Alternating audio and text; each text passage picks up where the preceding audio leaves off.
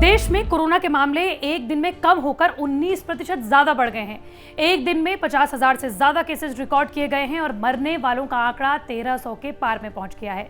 देश का positivity rate 2.67% है, यानी कि 100 में से अब भी 2 से 3 लोग कोरोना पॉजिटिव पाए जा रहे हैं। और इसी बीच डेल्टा प्लस वेरिएंट और कोरोना की तीसरी लहर ने देश में चिंताएं बढ़ा दी हैं।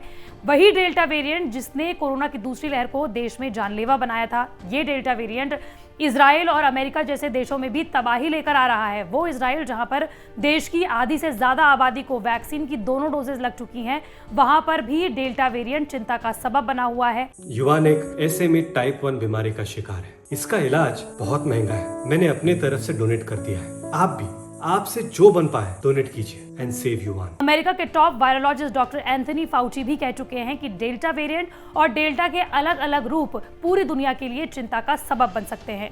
अब यही डेल्टा का नया रूप, जिसे कि हम डेल्टा प्लस वेरिएंट के नाम से जान रहे हैं, ये भारत में चिंताएं बढ़ा रहा है, क्योंकि अब तक 31 मामले देश भर में सामने आ चुके हैं। पहले महाराष्ट्र, मध्य प्रदेश और केरल में लगभग अलग अलग मामले सामने आए थे और अब कर्नाटक भी इसमें जुड़ गया है, जहां पर अलग अलग मामले डेल्टा प्लस वेरिएंट के सामने आ रहे हैं। लेकिन ये डेल्टा प्लस वेरिएंट भारत के लिए कितनी बड़ी चिंता बन सकता है, कितना जानलेवा साबित हो सकता है, बताएंगे आपको इसी वीडियो में। नमस्कार, मैं हूं आपके साथ श्रेया बहुगुणा और आप देख रहे हैं न्यूज तक। सबसे ज्यादा केसेस महाराष्ट्र में डेल्टा प्लस वेरिएंट के रिकॉर्ड किए गए हैं और वो हैं 21। आपको बता दें कि इसमें 70 साल की महिला भी शामिल है और इसके अलावा एक इलेक्ट्रीशियन शामिल है जो कि एक शादी समारोह में हिस्सा लेने गए थे, और कई लोग इसमें अलग अलग शामिल हैं, जिसमें कि एक जूलर शामिल है जो कि गुजरात के सूरत में गए थे। इसके अलावा आपको ये बताते चले कि अच्छी बात विशेषज्ञ ये बता रहे हैं कि जो डेल्टा प्लस से संक्रमित लोग थे वो हॉस्पिटल या फिर होम आइसोलेशन के जरिए घर पर ही ठीक हो गए। लेकिन मध्य प्रदेश से चिंता करने वाली बात ये सामने आई है कि जिन 4 लोगों को डेल्टा प्लस वेरिएंट की वजह से कोरोना हुआ था, उन 4 लोगों की मौत हो गई है। हालांकि अभी केरल और कर्नाटक में जो अलग अलग डेल्टा प्लस वेरिएंट के जो संक्रमित लोग थे, उनका डेटा आना बाकी है। ऐसे में डेल्टा प्लस वेरिएंट पूरे देश भर के लिए चिंता का सबब बन गया है। हालांकि विशेषज्ञों का कहना है कि डेल्टा वेरिएंट के साथ साथ डेल्टा प्लस वेरिएंट लगभग अप्रैल में ही पाया गया था। इसकी जीनोम सीक्वेंसिंग अब मिली है। आपको ये बताते चले कि इस डेल्टा प्लस वेरिएंट के बारे में सबसे महत्वपूर्ण बात ये कही जा रही है कि जिस जिस जिले में या फिर जिस जिस राज्य में डेल्टा प्लस वेरिएंट मिला है, वहां पर पॉजिटिविटी रेट भी ज्यादा है, यानी कि वहां पर लोग कोरोना पॉजिटिव ज्यादा हो रहे हैं। लेकिन ये डेल्टा प्लस वेरिएंट और तीसरी लहर के बीच में क्या वाकई में कोई कनेक्शन है? इस पर आईआईटी कानपुर के विशेषज्ञों का कहना है कि अगर कोरोना की दूसरी लहर के बाद धीरे धीरे लॉकडाउन खुला और लोगों ने लापरवाही बिल्कुल पहले जैसे ही बरती, तो हो सकता है कि अगस्त में कोरोना की तीसरी लहर आए। हम आपको बता चुके हैं कि विशेषज्ञ पहले ही ये आशंका जता चुके हैं कि डेल्टा प्लस वेरिएंट अगर ज्यादा फैला और लोगों को ज्यादा संक्रमित किया, क्योंकि डेल्टा वेरिएंट जिसने दूसरी लहर में तबाही मचाई थी, वो कोरोना की प्राथमिक वेरिएंट से 60% ज्यादा संक्रामक है। ऐसे में जो डेल्टा प्लस वेरिएंट है वो डेल्टा का ही एक एडवांस वर्जन है और ये डेल्टा से भी ज्यादा खतरनाक साबित हो सकता है। आपको ये बताते चले कि एम्स के डायरेक्टर डॉक्टर रणदीप गुलेरिया हो या फिर देश के अलग अलग डॉक्टर्स और विशेषज्ञ, उनका ये कहना है कि हो सकता है कि डेल्टा प्लस वेरिएंट इतना खतरनाक हो कि अगर आप किसी डेल्टा प्लस वेरिएंट से संक्रमित व्यक्ति के साथ बिना मास्क के बैठे तो आप कुछ ही मिनटों में कोरोना संक्रमित हो सकते हैं।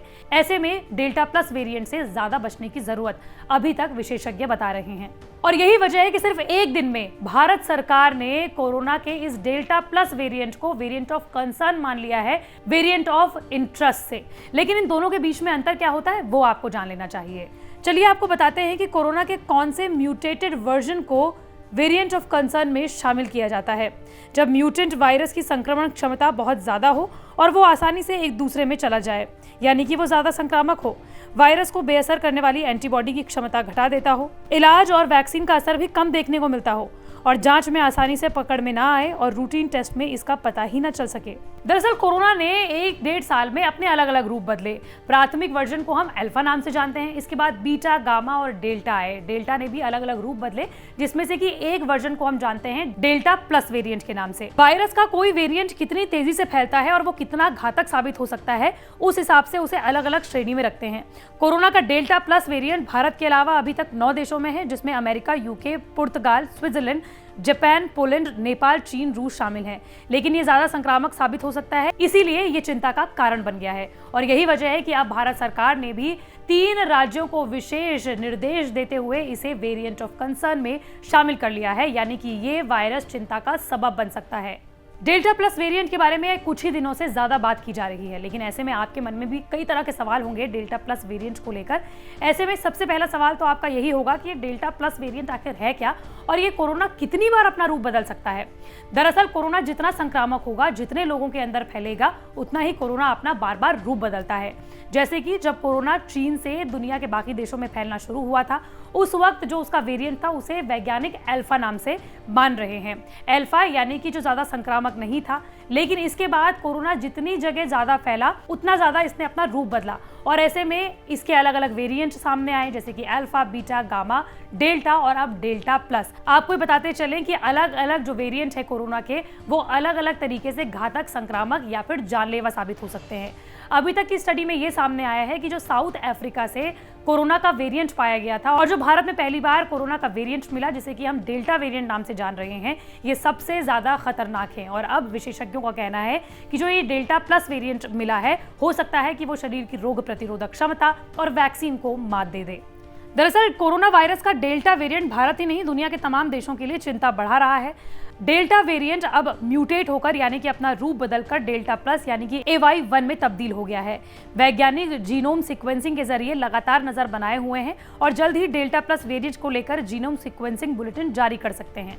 यानी कि उस वक्त वैज्ञानिक ये बताएंगे कि डेल्टा प्लस वेरिएंट कितना खतरनाक साबित हो सकता है और इसके जरिए हम ये पता लगा सकते हैं कि कोरोना की तीसरी लहर को आखिर रोका कैसे जाए। हम आपको ये कई मौकों पर बता चुके हैं कि कई वैज्ञानिक ये अंदेशा लगा रहे हैं कि अगर डेल्टा प्लस वेरिएंट के बारे में ज्यादा रिसर्च नहीं की, ज्यादा अध्ययन नहीं किया, तो हो सकता है कि अगले 6 से 8 हफ्तों के अंदर कोरोना की तीसरी लहर देश देख ले। डेल्टा प्लस वेरिएंट की सबसे खास बात यह है कि ये ज्यादा संक्रामक हो सकता है। इसके अलावा मोनोक्लोनल एंटीबॉडी कॉकटेल, जिसे कि अभी कुछ ही समय पहले नियामक संस्थाओं ने मंजूरी दी थी, यही कॉकटेल डेल्टा प्लस वेरिएंट पर काम नहीं कर रही है। हालांकि क्या वैक्सीन डेल्टा प्लस वेरिएंट पर काम करेगी, इस पर भी अलग अलग विशेषज्ञों की और डॉक्टर्स की अलग अलग राय है।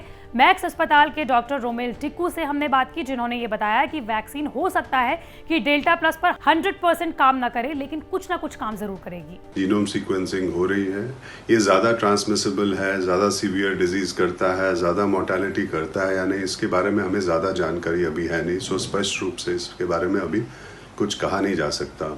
और वैक्सीन्स जो हैं वो इसके अगेंस्ट काम करेंगी नहीं करेंगी, ये कहना भी अभी मुश्किल है। हालांकि वैक्सीन्स एक ब्रॉड रिस्पांस इलिसिट करती है, इम्यून रिस्पांस, तो कुछ प्रोटेक्शन तो जरूर मिलेगी वैक्सीन से, बट किस हद तक मिलेगी ये कहना अभी मुश्किल है। आपको बताते चलें कि देश के अलग अलग वैज्ञानिक और विशेषज्ञ ये कह रहे हैं कि हो सकता है कि ये डेल्टा प्लस हमारे शरीर की इम्यूनिटी और वैक्सीन की इम्यूनिटी को चकमा दे दे। इसके अलावा स्वास्थ्य विशेषज्ञ और अमेरिकी वैज्ञानिक एरिक फिंगलडिंग ने ट्वीट करते हुए लिखा है कि एस्ट्राजेनेका वैक्सीन डेल्टा वेरिएंट के खिलाफ सीमित तौर पर ही प्रभावशाली हो सकी है। एस्ट्राजेनेका वैक्सीन डेल्टा वेरिएंट के खिलाफ 60% प्रभावी है, फाइजर 88% प्रभावी है। ये एक नॉन ट्रायल स्टडी में सामने आया है। वैक्सीन की एक डोज का प्रभाव सिर्फ 33% है और कई सारे देशों में अभी तक सिर्फ एक ही डोज लगी है। WHO की डॉक्टर मारिया वेन करखोव भी डेल्टा वेरिएंट और डेल्टा प्लस वेरिएंट के लिए चिंता जता चुकी हैं। आपको ये बताते चलें कि यही वजह है कि देश में जल्द से जल्द वैक्सीनेशन प्रोग्राम को ज्यादा बढ़ाने की जरूरत है। लोगों को वैक्सीन की 2 डोजेज लेना जरूरी है, क्योंकि कई मौकों पर हम भी आपको ये बता चुके हैं कि जिन भी लोगों ने वैक्सीन की 2 डोजेज ली हैं, वहां पर लोग कोरोना के इसी डेल्टा प्लस वेरिएंट से बच गए हैं। लेकिन अभी तक देश की ज्यादातर आबादी को वैक्सीन नहीं लगी है और जिनको भी वैक्सीन लगी है उनमें से ज्यादातर लोगों को सिर्फ 1 डोज वैक्सीन लगी है। ऐसे में वैक्सीन के अलावा सिर्फ 3 ही चीजें ऐसी हैं जो आपको कोरोना से बचा सकती हैं। वो कौन सी चीजें हैं? वो है फेस मास्क, सोशल डिस्टेंसिंग और अपने हाथों को बार बार धुलते रहना। मंडे टू फ्राइडे मैं इसी तरह के वीडियो आप तक लाती रहूंगी। अगर आप भी किसी टॉपिक के बारे में जानना चाहते हैं तो कमेंट बॉक्स पर जरूर बताएं।